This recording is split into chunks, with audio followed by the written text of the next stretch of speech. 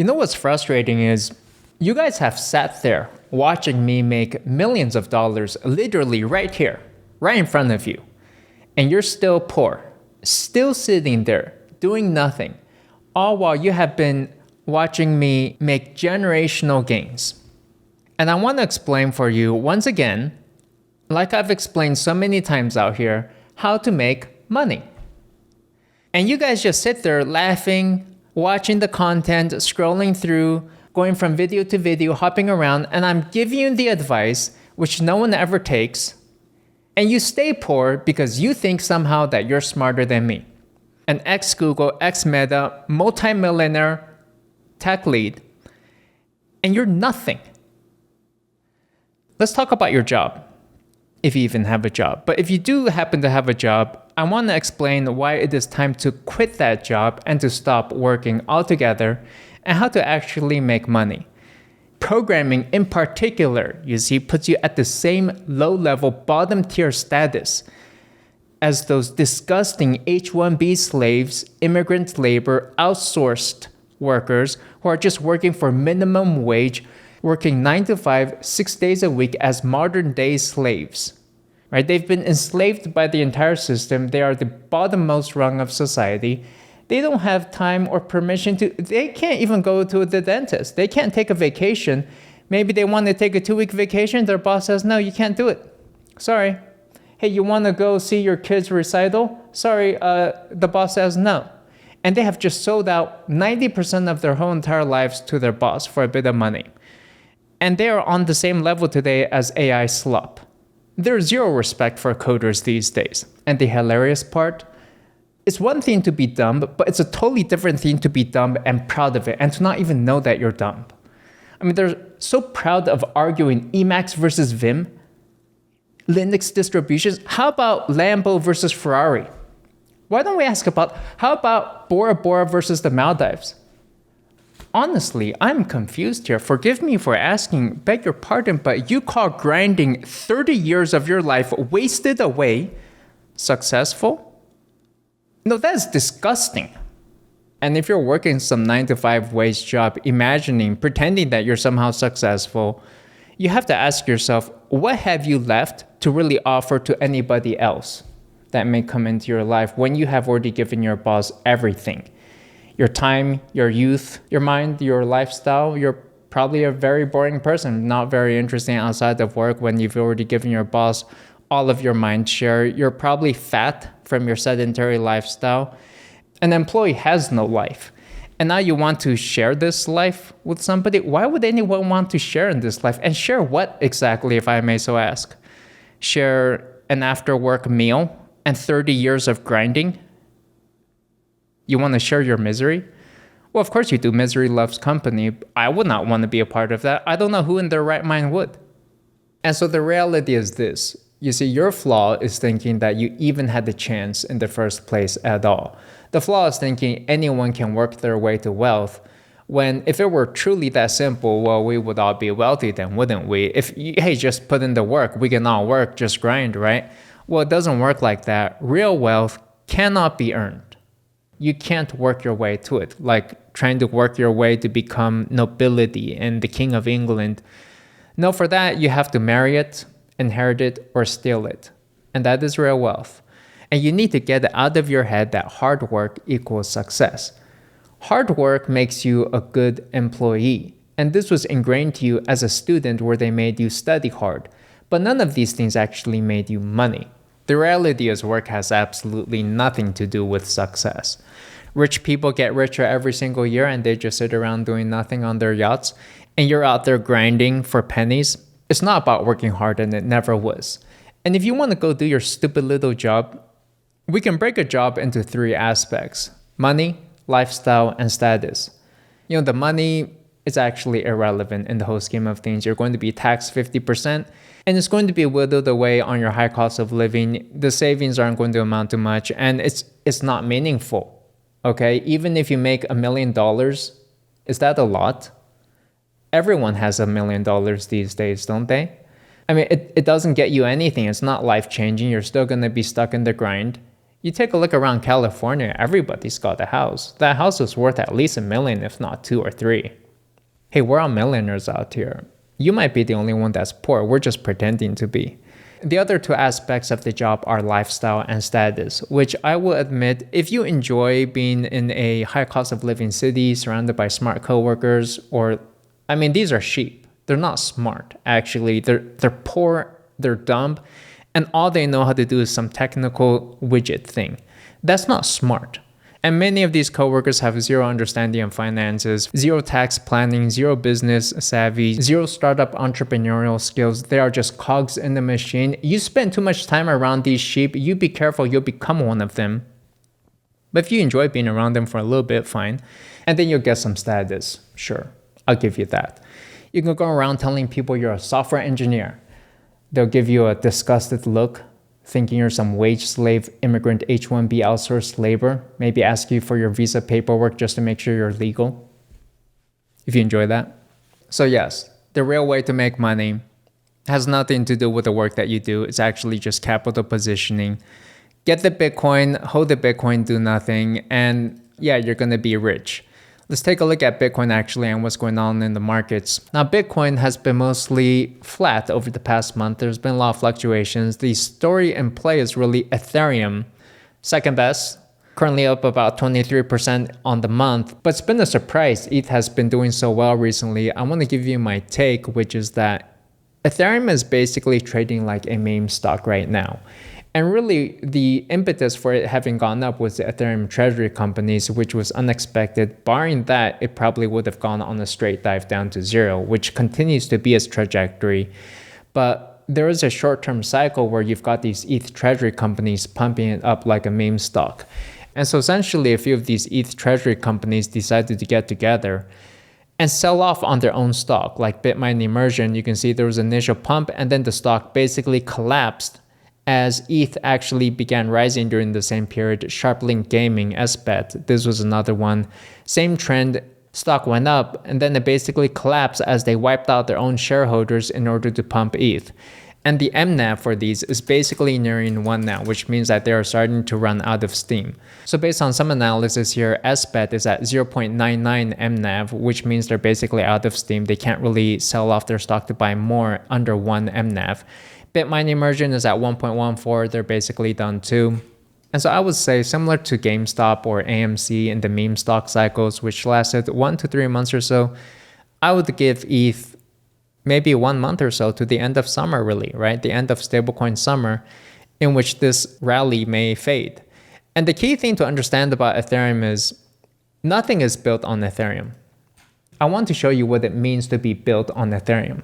So we have all these L2 chains like Base, Arbitrum, Polygon, Optimism, Unichain, but we can actually take a look at the on-chain costs, which are the operating costs that L2s pay to Ethereum.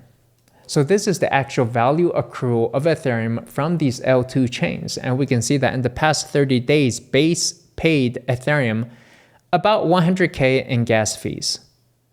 Okay, Arbitrum paid $40K, Polygon $30K, Optimism paid a stunning $5K to Ethereum in just 1 month. Totaling this up, it's about $200K per month, depending on the value of ETH. If the value of ETH collapses, it can be as low as $100K per month, which is like $1 to $2 million per year, which is nothing, right? And so if by built on Ethereum, we mean that Ethereum gets around $1 to $2 million per year in value accrual, well, that's truly worthless.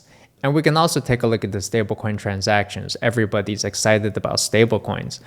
You can come over to DeFi Llama and take a look at the stablecoin supply by chain, and it looks like Ethereum is just dominating at 52% of stablecoin supply. But that really paints a false picture, because if you take a look at the actual stablecoin transaction counts by blockchain, we can see that Ethereum accounts for just about 3%. That is 3% of total transaction counts. And really the chains that are dominating here are Binance Smart Chain, Tron, Solana, Polygon, Base, Arbitrum. And you can see here in the chart, Ethereum did used to account for 100% of stablecoin transaction counts. And this was consistent up to around 2021 when all these faster, cheaper blockchains started coming online and Ethereum basically collapsed. And so the only people you'll find today who are still bullish on Ethereum are really those who are out of date and who don't touch DeFi. And their imagination, their narrative on Ethereum is based on a story from 2021 and before, right? The OGs, you can say, but the landscape has completely changed and ETH is basically dead. It's a dead ghost chain and it is trading like a meme coin.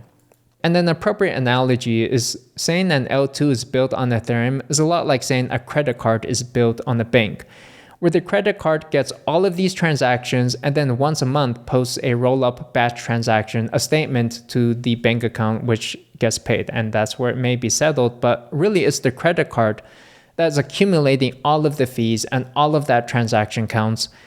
And then that bank account, which is used to make that final settlement maybe once a month, really accumulates no fees. It doesn't even matter. Nobody cares about what's going on with that. It's the credit card companies that are making bank, and there's zero value accrued to Ethereum. We saw Circle launch a new blockchain known as Arc, as well as Stripe also building their own blockchain, Tempo. Tether's got their own blockchain as well, Stable, coming up. And these are new gasless stablecoin-centric blockchains in which the central companies behind them will be able to guarantee a good customer experience, scalability, uptime, speed, reliability, and to put in the features that they need. Because the fact is, no company wants to just be held hostage by Vitalik Buterin and his Ethereum Foundation and the core devs and having to pay, on top of all of this, to pay these core developers and the ETH Foundation several $100,000 per month for nothing. Right? Why do that? But really though, it's because these companies want to be able to guarantee a good experience for their users. And they cannot do that if the ETH Core Foundation is just randomly doing stuff. They're shipping random updates. Maybe some random game comes in. Maybe the block times start taking longer. The fees start skyrocketing. And then you have these companies which are trying to manage their stablecoins. And then the whole network gets bogged down. Fees start skyrocketing. It's just unworkable for real world customers. So the fact is, L2s are going to be centralized, and it's totally not a problem, right? In the most popular blockchains, in fact, today, like Base, Solana, Tron, Binance Smart Chain, they're all centralized, and nobody has a real problem with any of that. The way it works is, depending on your jurisdiction, you can pick a centralized blockchain that you're comfortable with, and then if you're really looking for something decentralized, you can go to Bitcoin, and that is the global decentralized money. And so I think everybody knows Ethereum doesn't last more than 4 years. Sometime between now and 4 years from now, Ethereum totally disappears. It's already being eliminated from most UIs. Most newer people entering crypto are going to have no idea what gas or ETH even is. No one's going to bother explaining it to them. There are going to be dozens of faster and cheaper blockchains, and all of it is going to be abstracted away under some front-end application. Gas tokens are going away. Everyone is building on their own L1s and L2s. So Ethereum really is a dead ghost blockchain.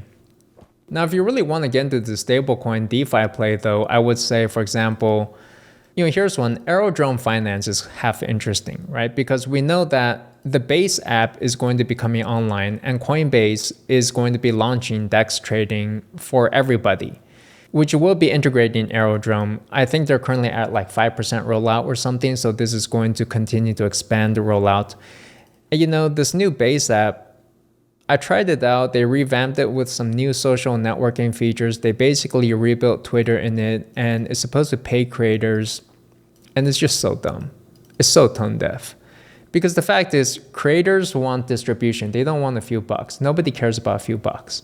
Get me the distribution and I will post on the social network. But if launching a new social network were truly as easy as just paying everybody a few dollars, a few cents here and there, everybody would do it. And their onboarding sign-up process is just so convoluted with passkeys. They're trying to eliminate passphrases, and it just complicates everything because the passkeys just get scattered all across your devices, on your laptop, on your phone, and you don't even know where your passkey is anymore. But if you check out their app, they're promoting trending Base tokens.